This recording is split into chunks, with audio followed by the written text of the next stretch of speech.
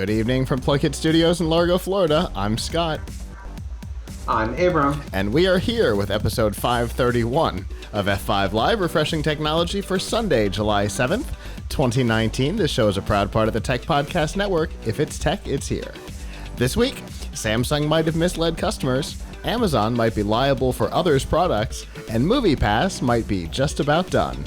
Wherever you are and however you're accessing our show, whether it be on social media, Facebook, Twitter, Instagram, Snapchat, on any of the podcatchers like Apple Podcasts, Google Podcasts, the Podcast Play app, and the Microsoft Store, the myriad of others like Spotify or TuneIn, on any of our live stream partners like Livestream.com, Facebook Live, YouTube Live, Twitch, Mixer, or Periscope, or of course on our website, PLUGHITZLive.com. Thank you for making us a part of your day.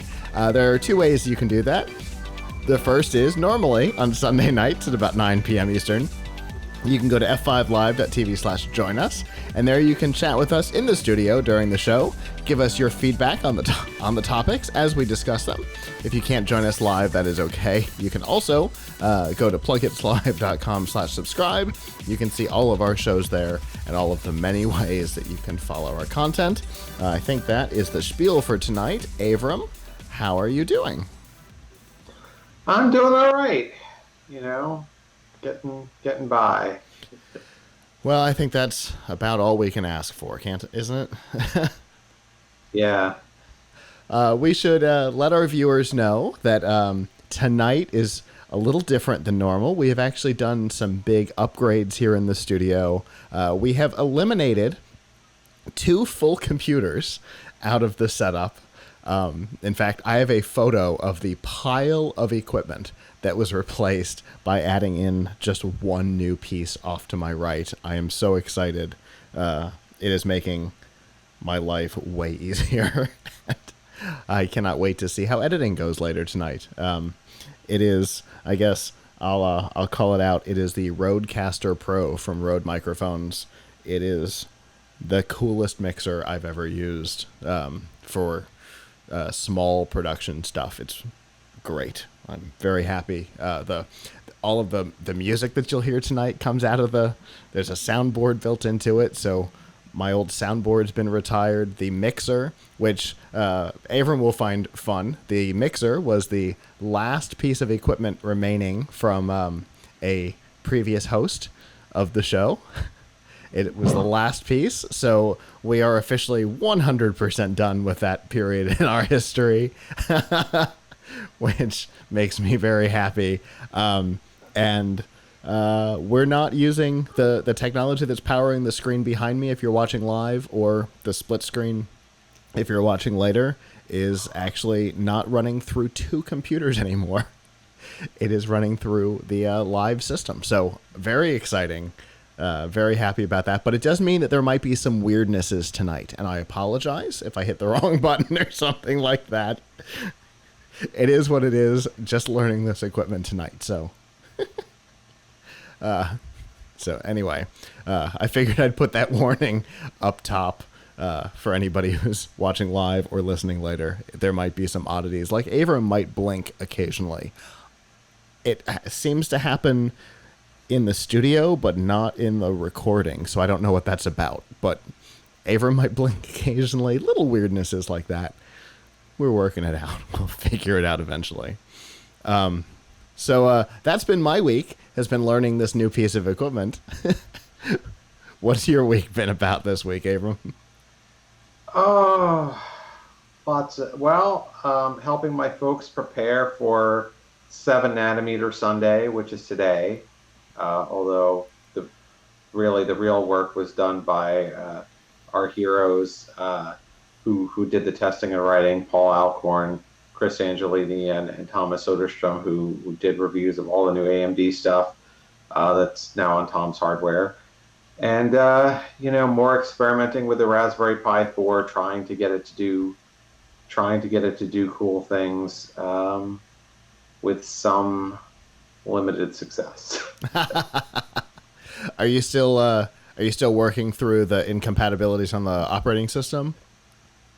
Yeah, I mean, there's a lot of I think the thing that we're all waiting for, we people who like Raspberry Pi are all waiting for with bated breath, is for Retropie to work.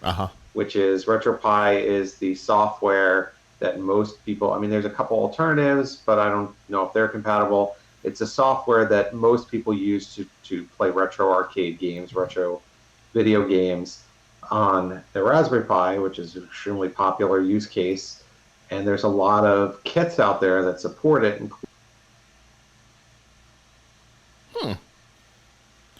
Well, folks, really, that was.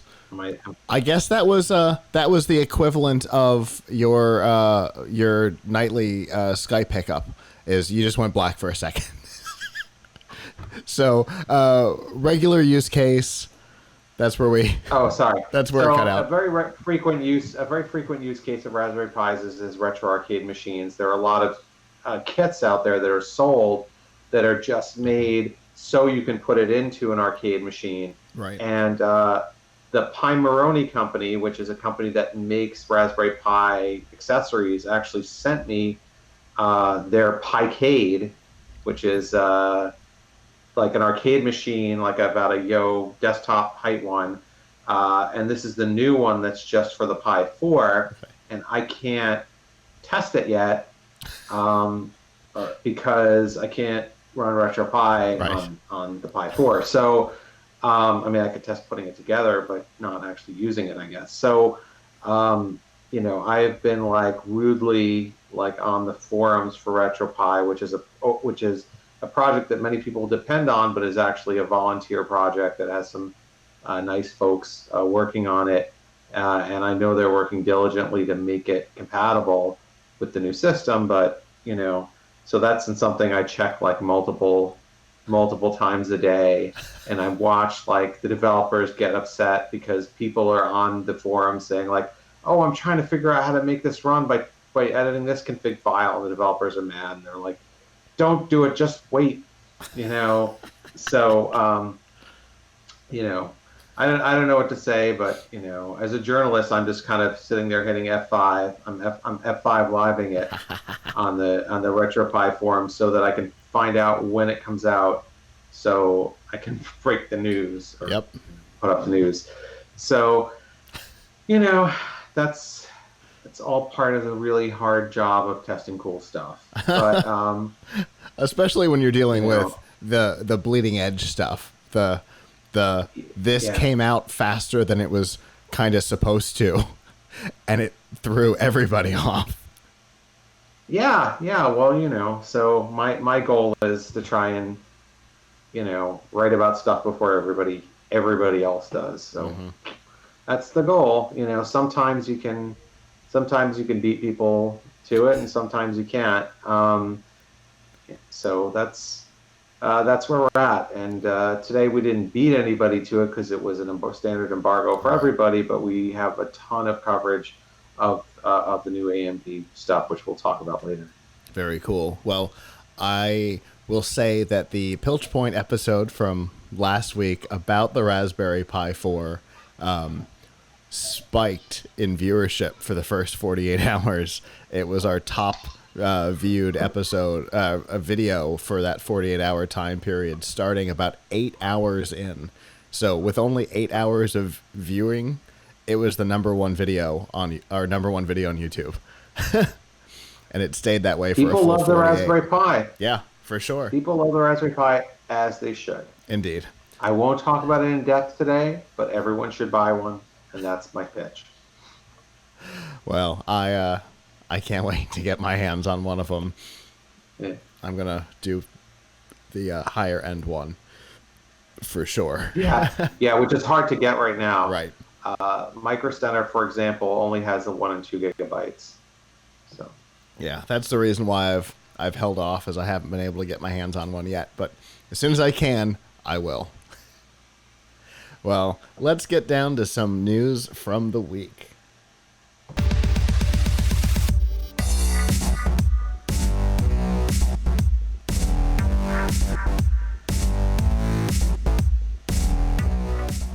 This week's Nifty Gifties on F5 Live is proudly powered by the Microsoft Store. Whether you're looking for a new laptop, a tablet, a Surface Book, Surface laptop, a new Xbox, or a number of other products that may not be Microsoft, including a whole line of additional laptops and even the Samsung flagship phones. The Galaxy S10 is available, and a whole lot more.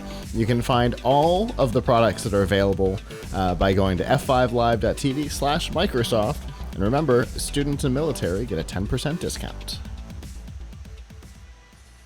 So speaking of Samsung, let's stay with Samsung and talk about an interesting situation that they have found themselves in Australia.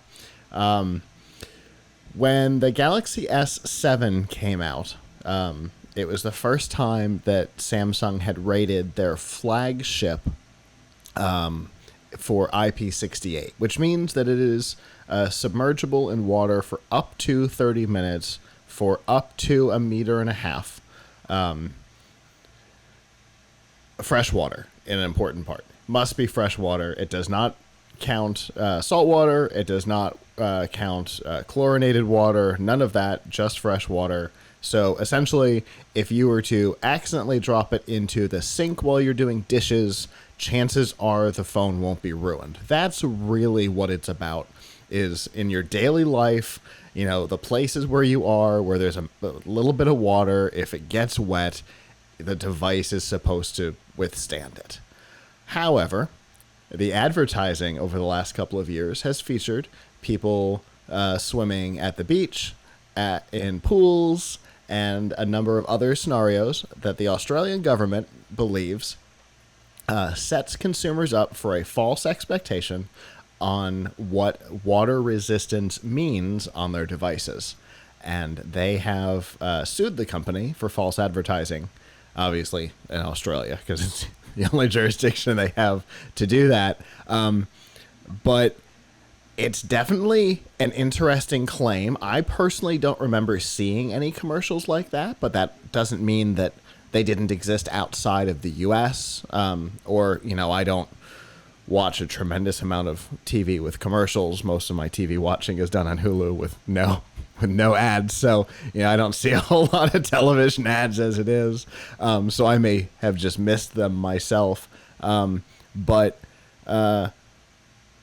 Samsung has said that they stand behind their advertising, but also note that, yes, the phone is only rated for fresh water. In fact, their website says it very specifically in the FAQ section of their devices. So I think this is going to be fascinating to watch. You know what I'm curious about? Because I don't think we ever tested the Galaxy S series and other types of water. What happens if you do drop it in chlorinated water? Is it die immediately, or do you have a few seconds to pick it up? My guess is that what the situation is that it probably would generally be okay, maybe the first or second time, but especially with chlorine, the seal that keeps everything protected probably gets eaten over a couple of minutes by the chlorine. That's just a guess, because you know that kind of rubber or silicone doesn't usually survive chlorine very well. So that might be the situation that they're experiencing, but I don't know. All I do know is that customers have said that that based on the ads, they used it the way they saw it being used. Their phones were damaged, and Samsung wouldn't honor the warranties. So that's where all this came from. I remember the commercial where somebody dropped it into a fountain,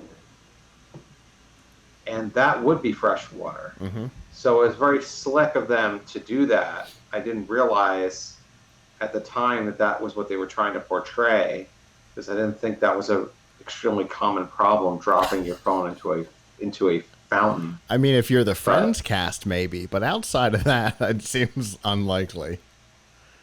I mean, I guess, you know, drop your phone into go swimming in a lake, drop your phone into a fountain, drop your phone into a sink.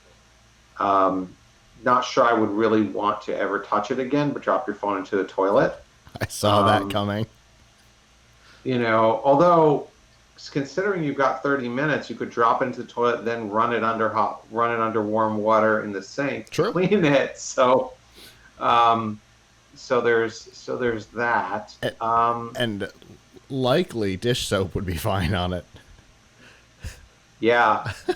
One video that I'm just going to set a mental reminder here between you and me.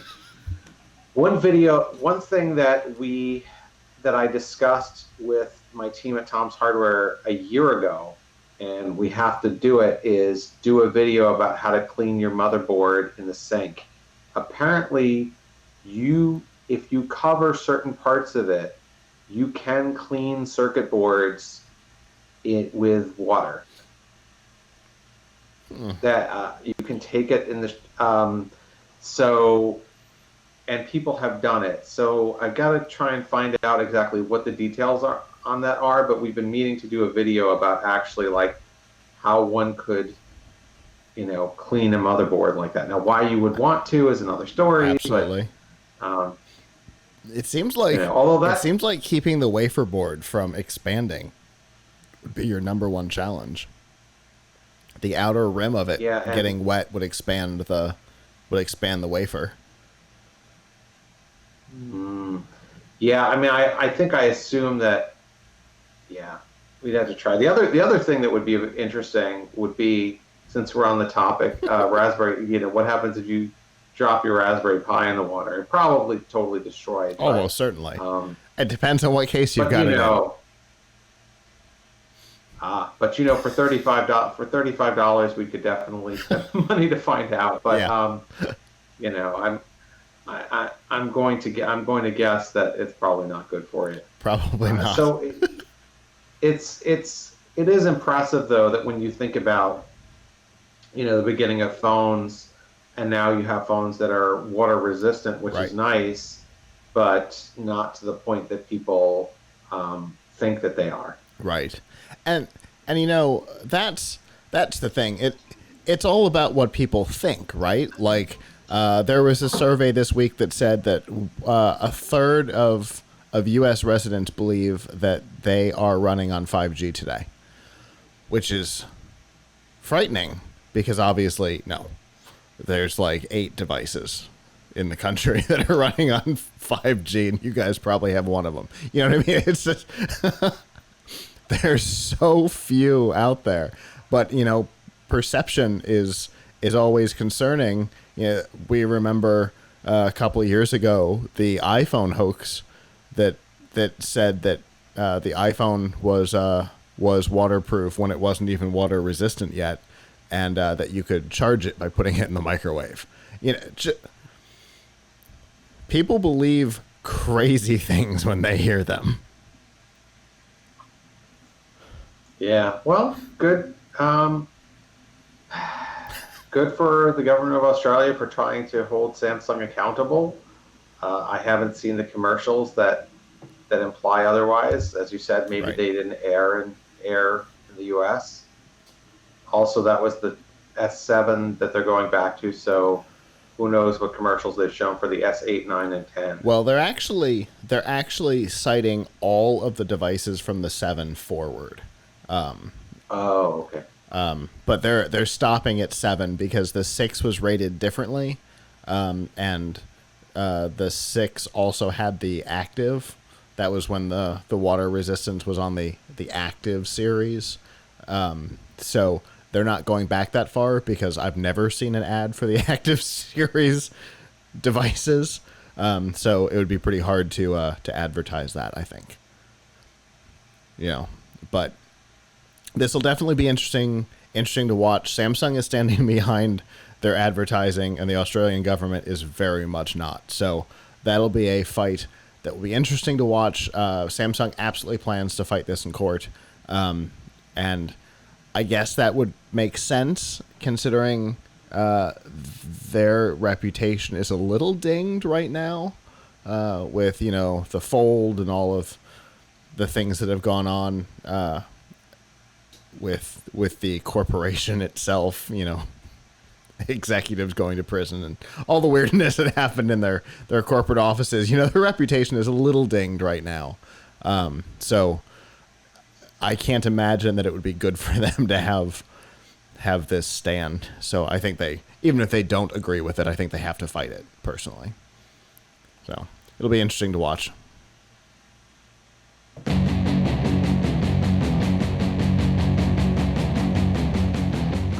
This week's Piltch Point with Avram Piltch is proudly powered by NewEgg.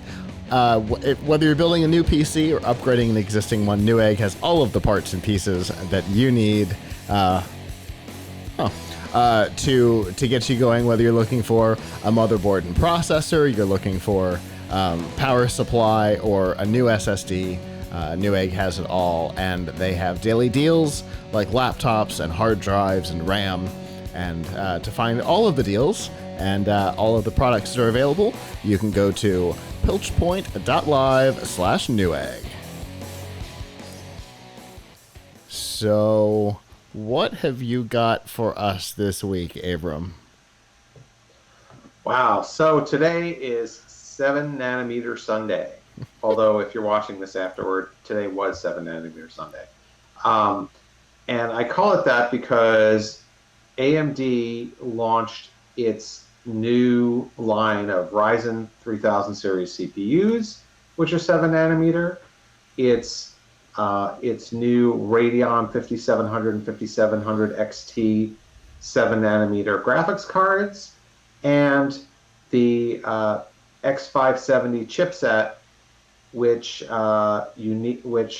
is their new chipset that you don't absolutely need to run the Ryzen 3000, but you need to take total advantage of it and get the highest speeds to the bus and all that. So there's a lot to talk about. There's a lot to unpack, and definitely the best place to read all about it is at my website, at my day job at tomshardware.com.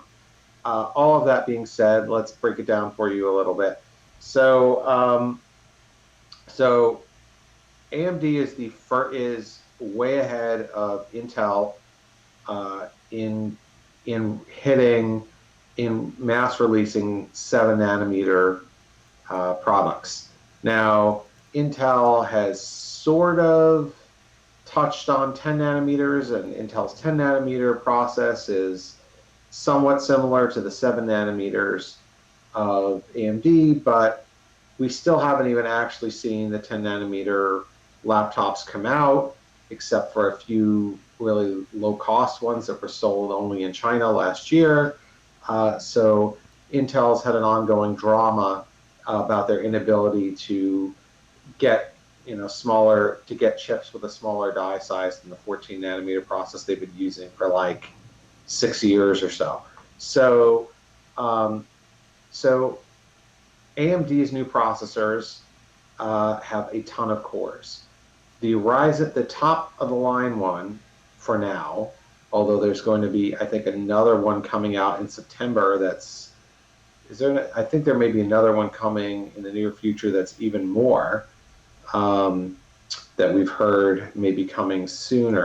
But right now, the top of the line is the Ryzen 9 3900X, which costs $500, and gives you 12 cores and 24 threads. But that's $500, so it's kind of expensive. Our favorite is the next spot down, which is the Ryzen 7 3700X, which is 8 cores and 16 threads. So we think. So anyway, these processors support PCIe 4, which gives it significantly faster, possibility of significantly faster interface with your SSD. They are unlocked for overclocking out of the box, and they compete very well against Intel's Core i9 9900K and Core i7 9700K processors. Now, where did where does this kind of leave you? Well, they Intel still has an advantage in clock speed and instructions per clock. So on a lot of tests, the AMD products are, particularly gaming, the AMD products are not going to beat Intel.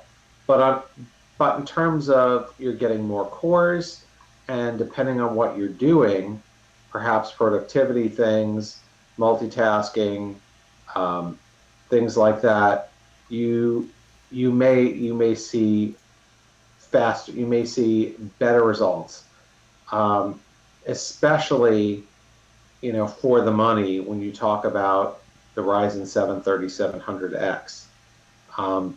So these, and of course, another thing to factor in is they come with a cooler.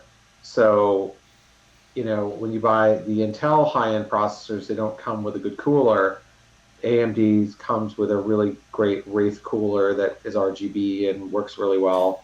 So we really and that's nice, because like the Threadripper, which is from AMD, does not come with a cooler. So that's an important differentiator if you're looking at the $500 for maybe a first gen Threadripper, or $500 for even the 3900. That price, they may be the same price theoretically, but the Threadripper is not going to come with that $70 cooler. So even on that particular product, it's still a better deal than their own line. Yeah, I mean, obviously the Threadripper is definitely not for mainstream users. Right. These are your mainstream processors for regular folks, whereas Threadripper is probably for, I don't know, maybe you're doing some kind of crazy video editing. Not normal video editing, like. It's worked real well for the other studio computer for us. We run the portable machine on a 1950X. Yeah, so those, I mean, but here you're getting like a ridiculous amount of threads also. And you're getting 24 threads. And the cooler.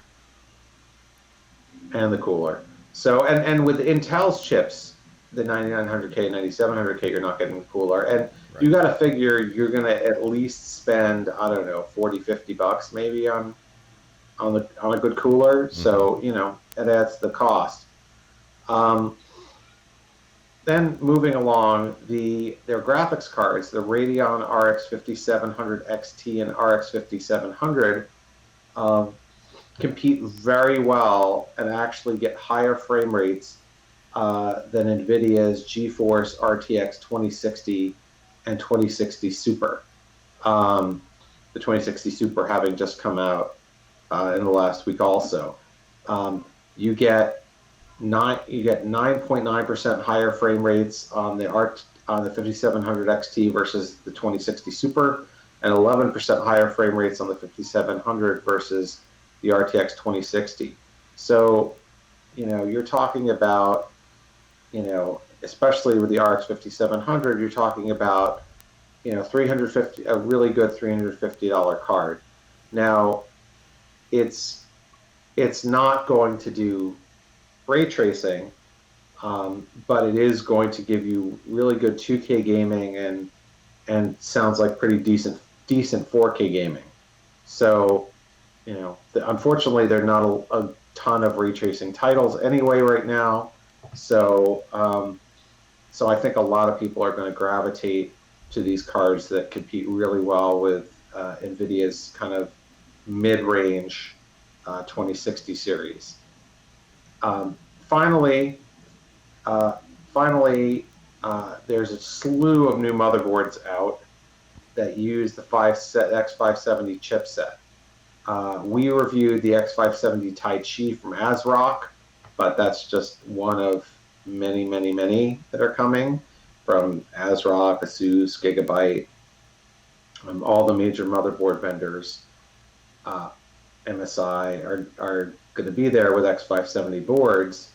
But what you get what you get with these is the ability to use the next generation of super duper high speed SSDs. We know right now that Gigabyte is coming out with a PCIe 4 SSD, and we know that we're going to see them also from the likes of Patriot Memory, but and very powerful, but they're not cheap. The Tai Chi motherboard that we reviewed cost $300.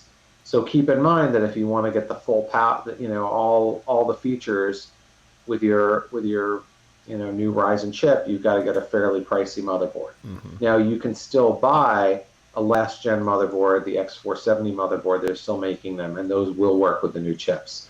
They won't give you the faster bus speed, but they will let you take advantage of all the processing power. Okay, so you lose some of the other capabilities, but the processor isn't going to be lessened. So if you're not using one of the faster SSDs or something like that, it's not going to hit you quite as much on a 470. But obviously, the 570 is going to be your better way to go for the future. Right. Of course. When you think about considering that these SSDs really aren't on the market right now, I mean, it's not a crazy idea to buy the last generation motherboard, get it cheaper, and spend your money elsewhere on the processor and on the graphics card. Makes sense. At some point in the future, I fully expect Intel will also embrace PCIe 4 because they'll need to. But right now, it's a very nascent thing that AMD is doing first. Sometimes AMD is the first to do something, and that means that there's not fantastic support for it across the board. I mean, AMD was the first to do multi-core consumer processors. So that's true. That's actually when I started drifting that way myself. Was when they started to do that kind of thing, and I mean, obviously my setups vary between both AMD and Intel, but they each have their market. They each have their thing that they're really great at. If you're trying to build a very big PC for way less money, AMD is oftentimes a way to go. Yeah, at this point, we can't really say that these new chips are like much cheaper than their Intel competitors, but they give you more features, more cores for around the same price. Right. Makes sense. And what is the availability on these things? Obviously, we know about them today, but you can get them now. Okay. It's not like the Raspberry Pi where you have to wait for them to come in. You can get them now. They're all available on sites like NewEgg, stores like Micro Center. You can get the video cards, you can get the CPUs, you can get the motherboards. It's all out. What's interesting is they chose for their launch day a Sunday, which for those of us who have to publish a review on that day are not very happy, but they really had to get it live on July 7th, 7/7. So they announced these chips a while ago. They've had plenty of time to get the word out, to ship them places. So yeah, they're easy to come by. Gotcha. Well, that's good. And obviously, you guys have a lot of content.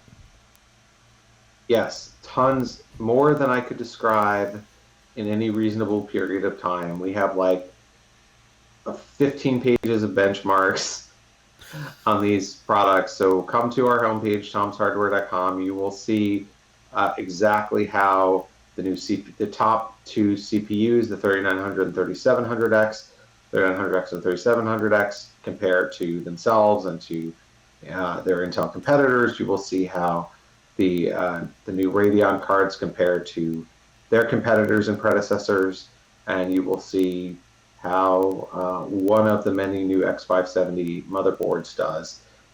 So check it out. It's the top of our homepage at tomshardware.com.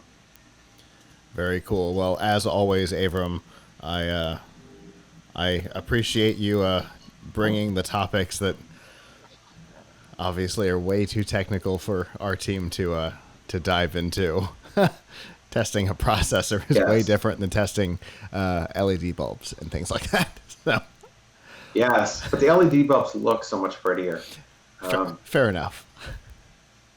Although if the processor has an RGB cooler on it, I mean, you're a little bit of both sides. Styled with the RGB cooler. Well, always appreciate it, and I can't wait to look at some of these benchmarks, because as the viewers are noticing, we're having a little bit of technical difficulty in here tonight, and I think it's time to update the PC, the streaming PC. So it's going to be time to start looking at these benchmarks and decide which way to go. So as always, thank you much.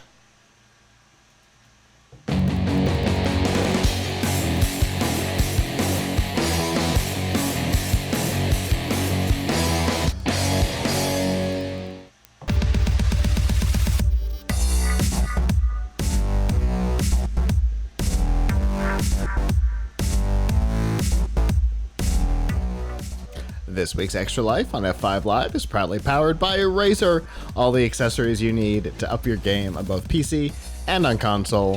Whether you're looking for keyboard and mouse, controller, webcams, or full systems, Razer has it all. And right now, as part of their 4th of July weekend promotion, which obviously will be ending soon, they have up to $900 off their gaming PCs. Right now, plus obviously a whole variety of other things. Their new Quartz Edition line, which is all pink and actually really cool. The new Razer Kraken X and a whole bunch of other products. And you can find all of those by going to f5live.tv/Razer.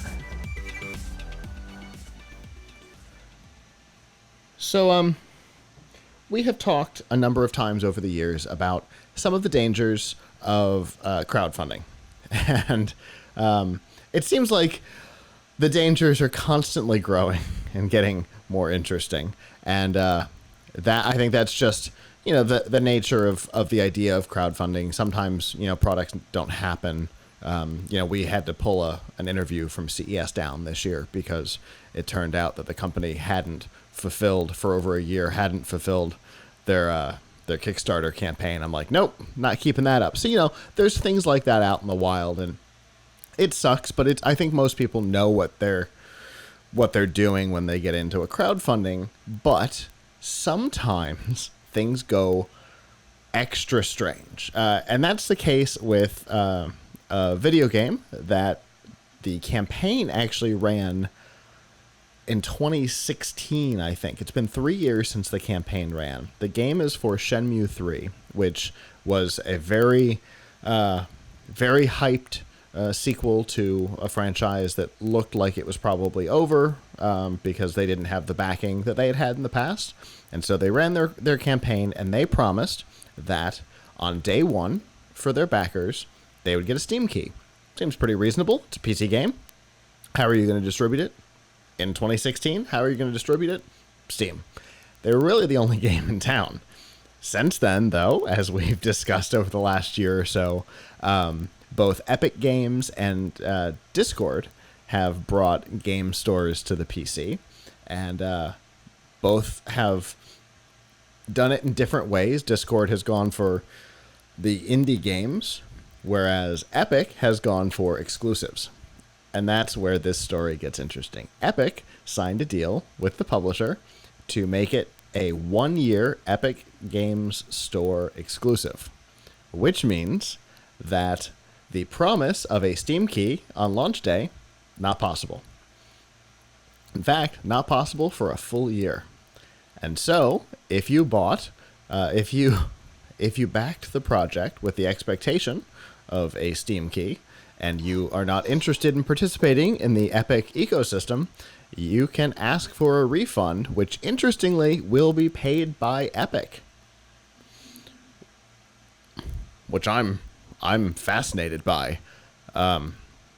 This is the first time that I know of that we've seen at least a Kickstarter of this size change its fulfillment so significantly that they had to offer, that the new fulfillment method had to offer a refund to people who were upset by it. So here's what I don't get, and maybe I just don't use Epic Games enough. Why, if you really wanted to play the game, why not just use an Epic account? Why is it such a detriment to have to use both Steam and Epic? So there's a couple of things going on. The first is that the gamer community is unhappy with Epic's move to go for exclusives.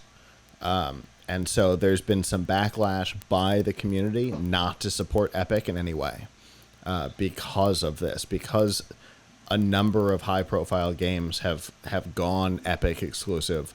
There's been some community backlash. But even if you don't care about that, having multiple game launchers can really eat up a PC. So I can appreciate it. It's, you'll remember years ago we had EA Origin as a sponsor. And so I had Steam and Origin's launchers on my computer, and do they take up space? And you got to switch launchers, and nobody's going to have both of them running at the same time. Most people are having their chats and their conversations with their gamer friends in the Steam world or in the Discord world, so you're going to have one of those two open anyway, plus the launcher for this other one. Yeah, there's resource concerns, there's business model concerns. There's a lot of reasons why people are unhappy with it. Yeah, I guess, but you're still getting, it's not like you can't play the game. I guess unless you have a Steam box or something, which I don't think they even make anymore, right? No, they don't. So, it's a shame, but I can't really blame the publishers of this game because they've obviously needed to do whatever they had to do to get the resources to make the game. So if Epic is paying them, if Epic is paying them to fund it, then why wouldn't they do that? Sure. And if you really care about the game, then you would understand that as a customer. And sure. That obviously, if they were loaded with money, they probably wouldn't have gone to Kickstarter in the first place. That's true, for sure. Although I've seen companies do that just to promote something. Mm-hmm. That's true. We've seen some high-profile companies do Kickstarters basically as either a pre-order system or just to get the name out. So, so if you're interested in a refund, we have a link in the article at PLUGHITZlive.com to get a refund, or if you still want a Steam key and are willing to wait for it to come to Steam, which some people were saying in the comments that they were interested in, the company will still be fulfilling through Steam on the first day that they are legally permitted to, which will be 1 year after launch. So if you still do want it as a Steam key, you are welcome to request that as well, but you must request that. If you do not request a refund or request specifically a Steam key, you will get an Epic Games key on day one. Fulfillment complete. So, definitely make your choice and probably do it fast.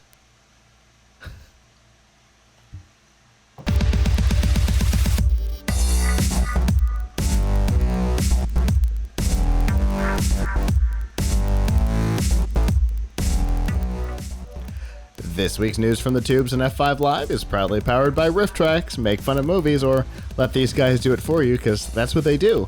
Mike Nelson, Bill Corbett, and Kevin Murphy, the former stars of Mystery Science Theater 3000, are back and doing what they do best, creating commentaries for Hollywood blockbusters and B-movie oddities like 1990 Bronx Warriors. Can't make this stuff up. The way it works is for a couple of bucks, you download the MP3 or sync it with your phone and sync it with your DVD, Netflix, Amazon, wherever the movie happens to exist, and laugh. From time to time, they also do live events, and they've got the Summer Shorts Beach Party coming back. I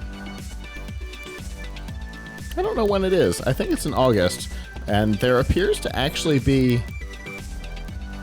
Maybe that's not what's next. I don't know.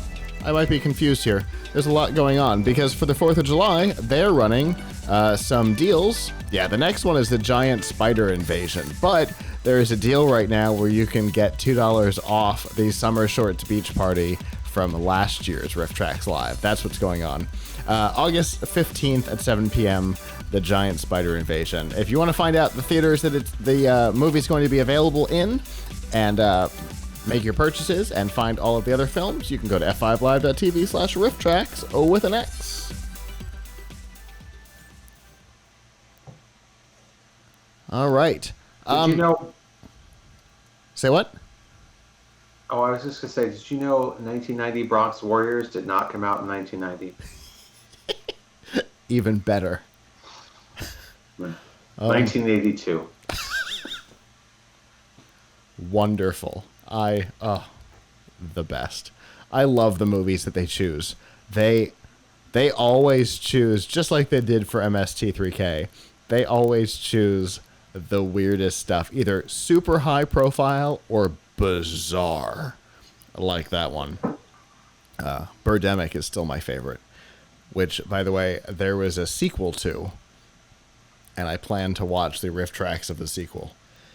Can't believe that kid made a sequel. Anyway, let's talk about Amazon for a minute, shall we?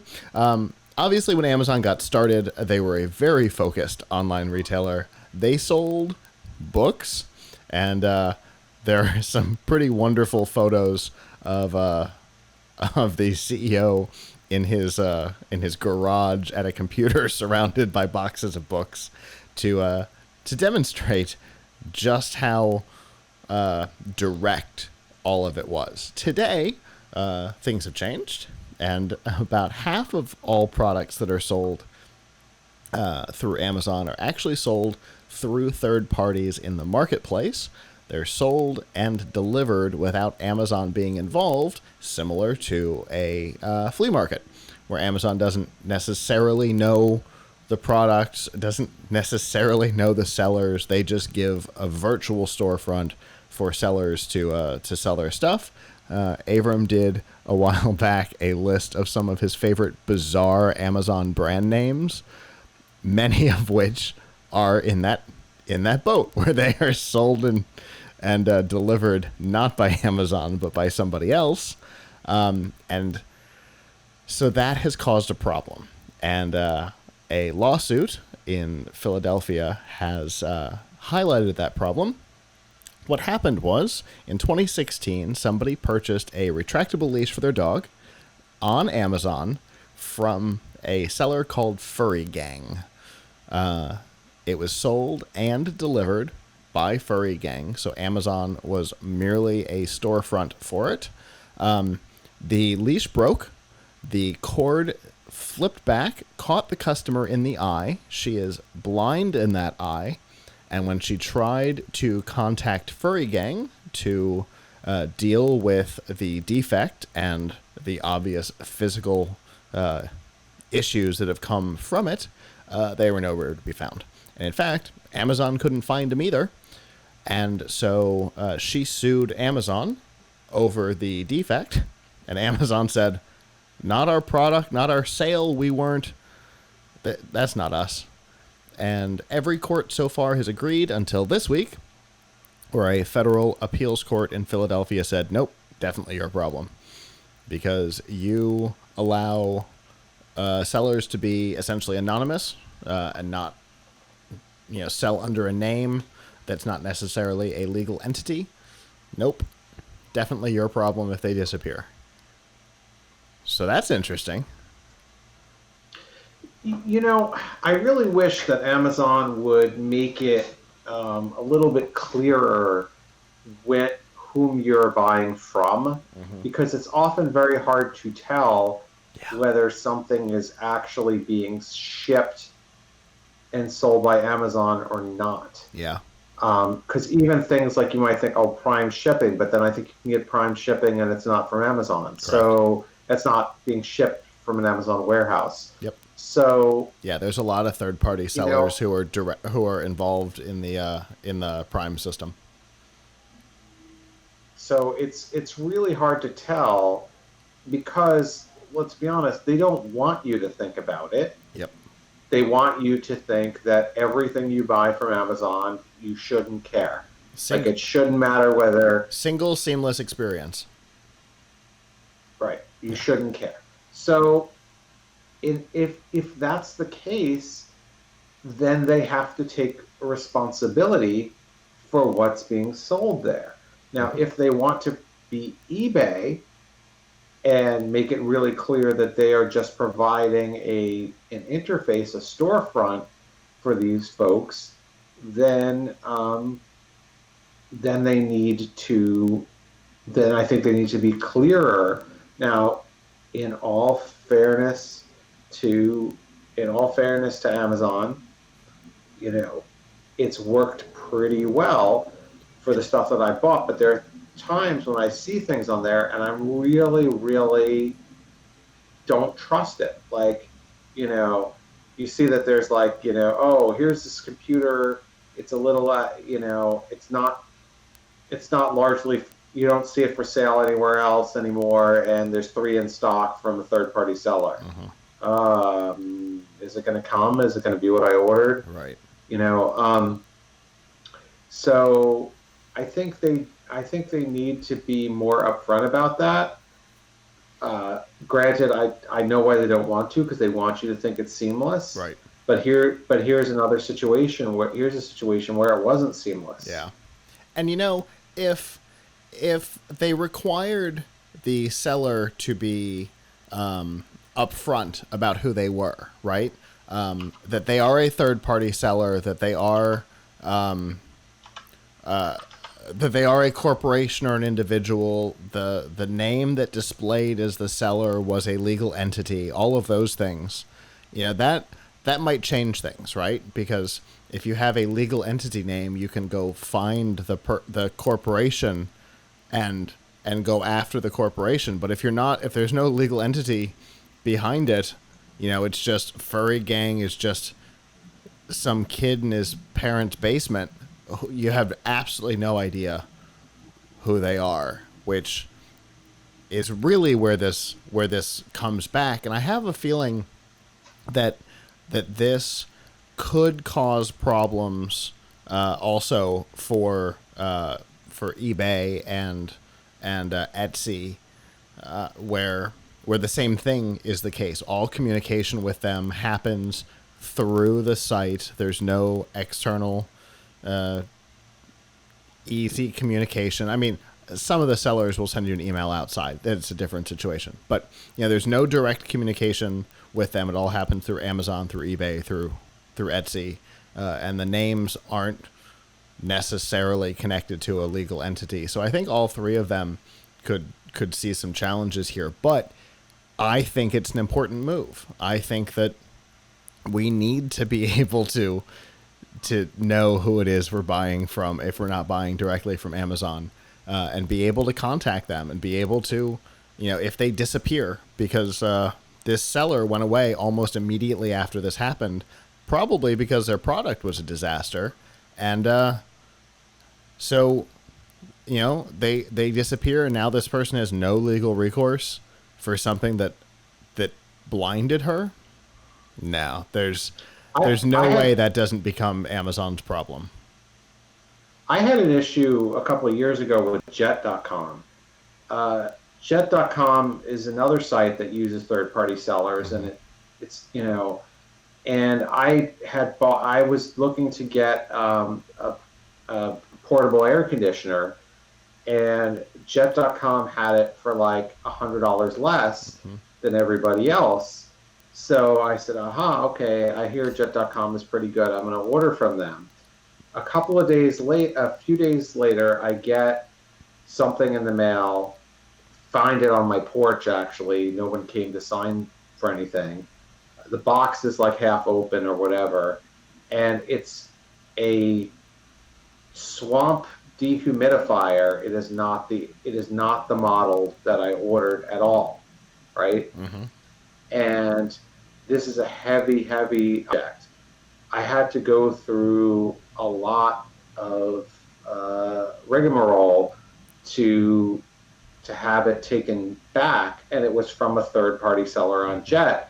And what really killed me was they didn't even remove the listing after that. They left the listing there. Nice. I checked months later, the listing was still there for other people to go potentially buy the product and to order this and get sent the wrong thing. They never had any concern about, hey, it was like, oh, you don't want it? Okay, you can use our return process, whatever, but it's not our fault because we're not the seller. Yeah. So, but I managed to try to get my money back. Then the weirdest part of the story was I never went back to Jet again, but a year later, the same product showed up on my doorstep again. Oh, so I knew the first part of this story. I hadn't heard that part yet. Yeah, it showed up again, and we had to call Jet and yell at them to get them to take it back. I mean, I didn't even know if they were going to bill me for it or what. I certainly didn't want it. It was not something I could even use, but somehow they managed to, the seller or whoever shipped it to me again without my permission. So that's I don't think very highly of that site, but anyway, it just kind of shows you what can happen when you have third-party sellers and you don't keep a really tight rein on them. Yeah. I was really shocked that rather than trying to investigate and found out, okay, these people are advertising one thing and shipping another, maybe we should remove the item and maybe discipline the seller and kick them off. Right. It just kept right on going and acted like it's my problem for ordering the wrong thing, even though it was very clear the listing was no mistake. It was a mistake on their part, but I made no mistake. It was it was the right model that I wanted. Yeah. I ordered an air conditioner and I got a dehumidifier. Completely different things. I had a similar situation, interestingly, on Amazon, the one and only time, because now I go and I look, who is it being fulfilled by? If it's not being fulfilled by Amazon, I'm not ordering it. I'll buy it from a third-party seller if it's fulfilled by Amazon, because that means that their people are going to put their hands on it. Right. So it was a laptop battery for a laptop that we were given a while back, and I'm like, all right, well, for $18, it's worth buying the battery. I go buy the battery, all the listing, everything is correct, and what they ship me is something else. It's a smaller version of the battery, like a half capacity. And I went for the super capacity battery. So I contacted Amazon. They're like, oh, sorry, our bad. No problem. Here, we're going to ship you another one. When you get it, put it in the box, send the other one back, because I know you're going to CES in a couple of days. We'll do this backwards. So they theoretically ship me another battery to fix the thing. I get it. Wrong battery again. It was still the slimline version. So the listing from the seller must have put model numbers wrong so that they could sell it for the higher price and have Amazon fulfill the smaller one or something. I don't know, but it was pretty annoying, and it was the one and only time I've ever bought anything that wasn't fulfilled by Amazon, and obviously it won't happen again because of this, because there's all these problems with it. And so I'm not surprised that this has happened, is probably best for everybody involved, including Amazon's own reputation, to start being a little more transparent on this stuff and make it so that we can contact the actual seller if something goes wrong. So we'll see where this goes. But I mean, this was a federal appeals court. Other than the Supreme Court, I don't know that they can go much higher, and I can't imagine the Supreme Court hearing this case. So it's been kicked back to a lower court for the actual case. So we'll definitely be keeping an eye on that.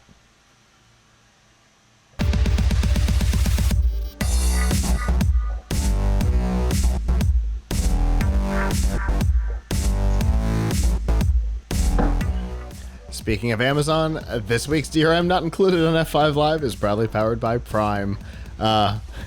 Obviously, watch who your fulfillment is, but you know your basic Prime benefits. You get free shipping on a bunch of products, but you also get Prime Music, which gives you several million tracks available to stream for free. There's Avram's favorite Prime Video with TV, movies, documentaries, and more, both original content and licensed content, including a bunch of HBO back catalog stuff, all available as part of your subscription for no extra charge. Plus, there's my favorite, Twitch Prime, where you get one free subscription every month.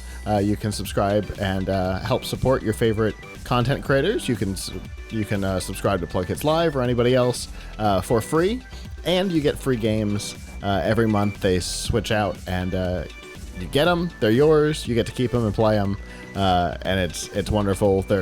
It's similar to Xbox Live or PlayStation Network. Plus, right now, if you are a Switch owner, you get a free year of Switch Online as part of your Twitch Prime subscription. And all of the links to make this easy for you to find and try out. And also, if you're not a subscriber, a free 30-day trial, which now would be a great time because we've got Prime Day coming up in just about a week. All of that can be found at f5live.tv/Prime. So, we've talked about MoviePass a couple of times as they have spiraled from a media darling to just shy of closing their doors. Customers have been unhappy as they've changed their plans, they've changed their pricing, they've changed their availability, and this week they changed that they are available at all. In fact, their mobile app went dead on July 4th at 5 a.m. Eastern Time, and they announced it the day before, which is a little weird when you take into consideration the fact that they claim that it went dark as part of a system update that would take several weeks. So here's the thing. No mobile app requires that you take down an existing app to update in a couple of weeks unless the developers are completely incompetent. Doing updates side by side is very common. Multiple versions of an API or whatever you're doing, very common in the industry. The idea that they would take down and shut down operations, essentially, of their company for several weeks so that they can update the mobile app experience, nuh-uh. They are either the most incompetent group ever, or there's something else going on here. A lot of speculation around whether or not the company will be able to survive at all, and whether this is them looking for a way out that might work. The fact that Regal Cinemas is likely within just a matter of weeks of launching their own in-house competitor, which Avram and I have said a number of times is probably the only way a subscription service like this could possibly work, is if the theater chains themselves run them. That's going to be huge against them. Hello to the chat room. I see people, looks like on Twitch, saying hi. Hi, we're listening, I promise. But yeah, I think this is the canary in the coal mine. I think this is the signal of the end of the brand. That's my How did they speculation. last this long? Right? When they got started, and it was like, and they had, a couple dozen subscribers. I know I'm hyperbole, but they were a very small company. I have a good friend who has helped out technologically with the show a number of times. That was a subscriber before anybody knew who they were. They were like $50 a month or something like that, instead of the $10 a month that they tried to go to, which was never going to work. And he said, it was a great deal, even at $50. If you're a big movie person, you go once a week. The $50 paid for itself, in most places. But at that point, there was a way to sustain it. Not a great way, but there was a way. But at $10 a month, it was never going to happen. One ticket, and they were losing money. They're not Twitter. They're they're not able to run a loss for a decade and have investors just keep writing blank checks. Twitter was an obscure situation. This was never going to be able to go that way, right? Yeah, it's amazing. Looking at the history of it, it's actually been around for several years, right? According to Wikipedia, which is never wrong, it was founded in 2011, and then it began a beta test in 2012, got its new CEO in 2016. And that was when they tried to move from being a very niche service to being a general consumer service, and that was the beginning of the end for them. Yeah, I mean, it's amazing. I guess this can go in the sort of the annals of internet business history next to some other really great ideas that couldn't make money, right, or make enough money. Like my personal favorite, Urban Fetch. I loved Urban Fetch. I don't know if you guys had it in Florida. There was Cosmo and there was Urban Fetch. Cosmo and Urban Fetch. Well, Urban Fetch was like, I think Cosmo came first and Urban Fetch came later, but Urban Fetch was better. So we had these in New York, and I think there were in some other big cities where you could get anything delivered to you within an hour. And this is like 1999. So, I mean, not anything, but you could get videos. This is when people actually rented videos on media. Rented to you, but you could also get like food, medicine, a DVD player, a TV, whatever. I mean, they didn't always have all the best. For movies they did, but that was their main thing. And they tried so hard to get people to use it that they were giving stuff away. I remember I ordered from Urban Fetch one day. I bought a DVD or something. For my DVD that I bought, they gave me like a $20 gift certificate and like fresh baked cookies. Okay. And I understand their DVDs were so much cheaper than wholesale. So there was this other e-tailer named Big Star, which sold videos back at a time when it wasn't obvious that Amazon was going to be the leader. Big Star was sort of like the Amazon for DVDs. And there was a story, I think, in the newspaper where Big Star would just order all of their discs from Urban Fetch, have Urban Fetch bring a truck over, and they would buy them all from Urban Fetch and then resell them to people for more. Wonderful. So there's just a lot of internet history is full of things like that, which, they were good services. They were consumer friendly services. Urban Fetch was a nice service. It was good to have. Now we sort of have same day delivery on Amazon, but that's a fairly recent phenomenon, and it's taken like 20 years to get there, or something like that. So they were way, way, way ahead of their time. But that I think MoviePass will take its place in the history of businesses that people would really love it if they worked. but they can't make money. They can't make money doing it. Yeah, but there's no way to make it work. What was that one that they were going to have where instead of having a satellite TV, you'd be able to you rented an antenna online or something? Remember the one you could stream? Basically, you could stream any network television station from any market. You could rent. You rented a cable box. Yes, we covered it so much. Nick was obsessed with it. I forgot the name of it now. I forgot. Yeah, because you could rent a cable, essentially a tuner in any market. And so for Nick, he was able to rent a tuner in New York to be able to watch Giants games that were blacked out outside of the market.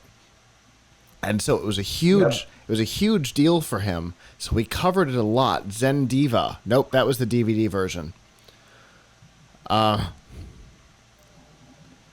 Anyway, yeah, interesting. You get the point. An interesting idea that the broadcast networks did not understand that their viewer count was still being counted because they were still unique tuners.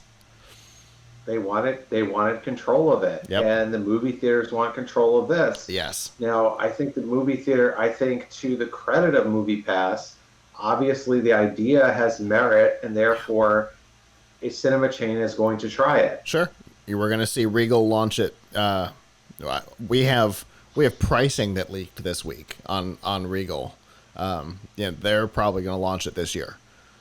But like we've talked about before, there's a difference between a good idea that's implementable and a good idea that's not. For Zendiva. The DVD version of the antenna idea, this here, Urban Fetch, that